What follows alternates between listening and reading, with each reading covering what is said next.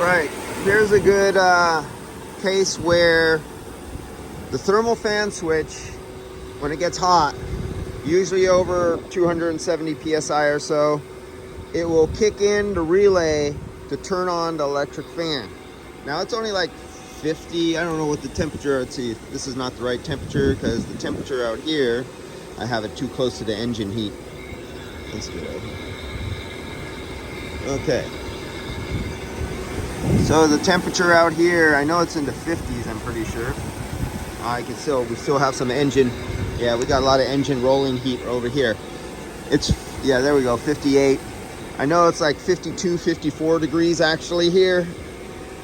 This is getting a little persuasion from all the engine heat that's coming off here and rolling around to the little tiny exposed sensor right there. That's your thermistor. And it is not YF. So, see, we're at 240 PSI. It's only 58 degrees. This car has been running for an hour now. I've been letting it run to heat up all the engine compartment, the compressor, the evaporator, had it on heat and everything like that. Trying to get it hot so I could do a good vacuum on the system. I did a triple flush and evac with nitrogen, trying to get it as low as I can. So now watch this. After an hour running, you should not be able to touch this thermal fan clutch. It should whack the hell out of your fingers. Now don't do what I do. If you do what I do, you lose your fingers. I just knew it wasn't working. But check this out, 300 PSI. So this thermal fan clutch is never getting warm enough, even when it's not running. The AC is running, it's putting a lot of heat in front of it. We're at 335. So right now, the switch should engage the fan, but nothing's coming on. And so you have a fan circuit now on a normal day, on a cool day,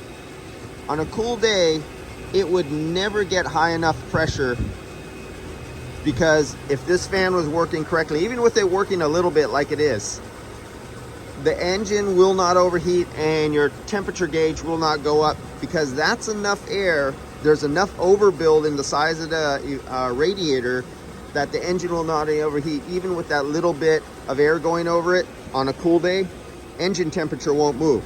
But condensers are really, really sensitive to airflow. So this needs a thermal fan clutch. This needs to be looked into, more diagnosis. You need diagnosis time to figure out, is it the switch? Is it wiring? Is it a fuse? Is it a relay? Is it the fan motor itself? That's a separate charge for diagnosis, and then a separate charge for parts, and then a separate charge for labor to replace whatever is needed. Those are all separate. But the AC part is taken care of and is working fine. The mechanics of the AC is working fine. You have to get the difference. There's a difference between electrical problem and mechanical problems. Mechanically, the AC is working. Electrically, there's a problem. Mechanically, with this fluid-driven clutch, there's a problem. That clutch needs to be fluid. So let's get a little RPMs up here. Show you a little bit. So the fan is spinning. Everybody would put their hand there and go, oh, that fan is fine. No, that fan is not fine.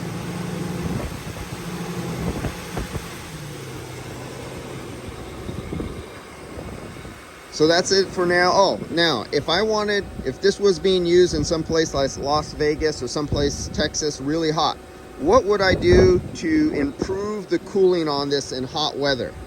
Well, one, I would take this fan out and I get one of those high performance racing low profile fans that goes all the way up to the top, might even extend a little bit. You still have a few inches. There's like 3 inches down here. This fan could go, or you could have a fan 3 inches bigger, have a fan that comes all the way out to here and have that as your fan for an electric fan that is thermally or pressure operated to come on, like say at 270 psi, 230 psi, something like that.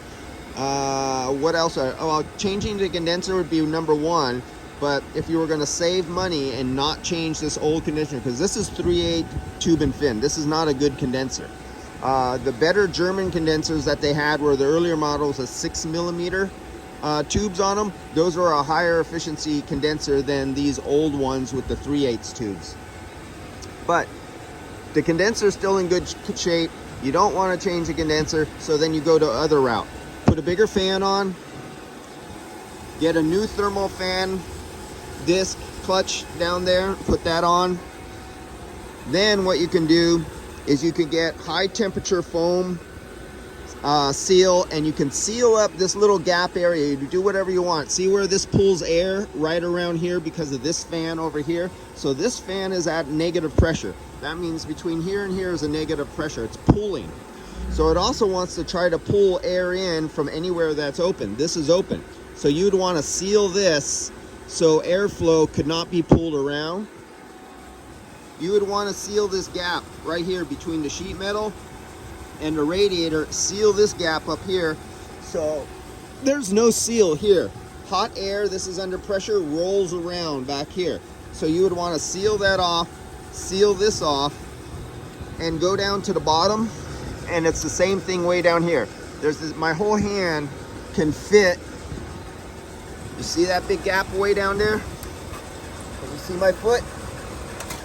You'd want to seal that gap under there, so 100% of the air has to be pulled through all these fins. And with the larger electric fan, with a brand new thermal fan, this system would work really good. Well, okay, better than original factory with the larger fan in hot climates. Mild climates, it doesn't make a good condition. Right now, that thermal fan is bad. Right now, either the switch, the relay, a fuse, wiring, or the motor is bad for this secondary fan right now. But at least it's working, and I wonder if this heating system is... Oh, we got a little, we shouldn't have... It's in cooling mode. That shouldn't have no warm air going through it.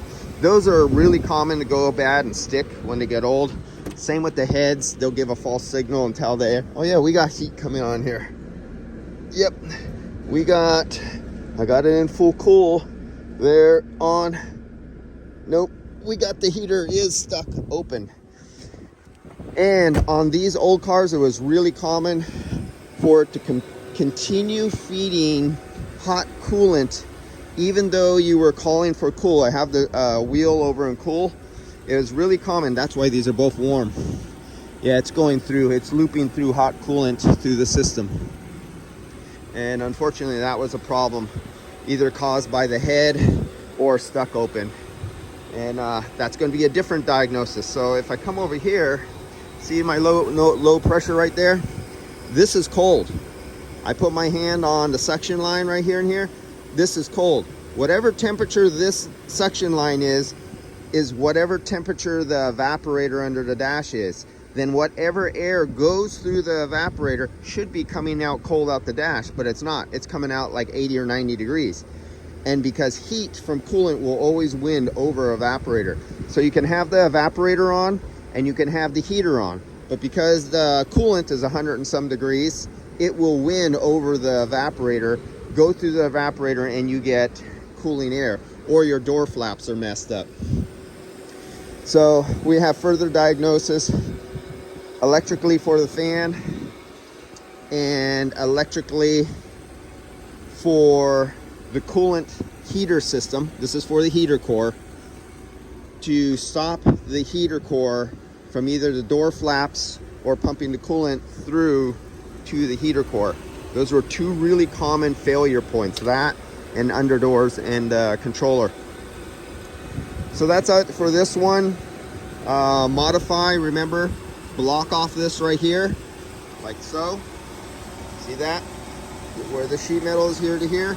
You don't want this hot air rolling in and coming back, and you don't want air being sucked here, because you want to make this little space negative pressure. You got to understand the difference between positive and negative pressure.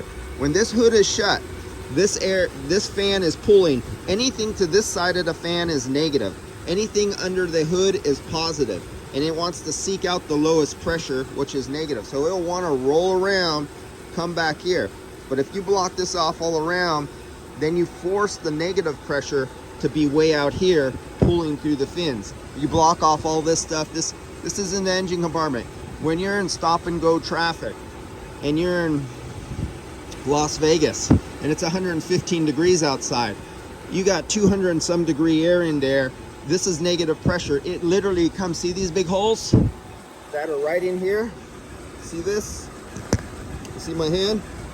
All that hot air comes right here and feeds right in front. All that hot air comes out here and feeds right in and superheats your condenser.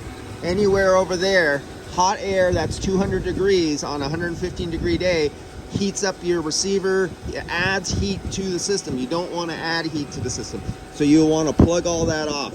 You want to make it so all the air has to go over the fins. Those are little modifications you can make to existing systems that are not too complicated and not too expensive, including that larger fan. Remember, with a larger fan, you might have larger amperage, and the stock fuse might be not, and the wiring not be able to take the larger fan. Don't just plug into the existing. Make it so the thermal fan switch or whatever you use, a thermistor or anything, triggers a high amperage relay with thicker wires going from the battery to the high amperage wire. Do not use the factory wiring. It was not meant for some of these large high output fans. All right, that's it for now. I'll see you guys later. And this is a beautiful, beautiful car, and it's only 15,000 miles.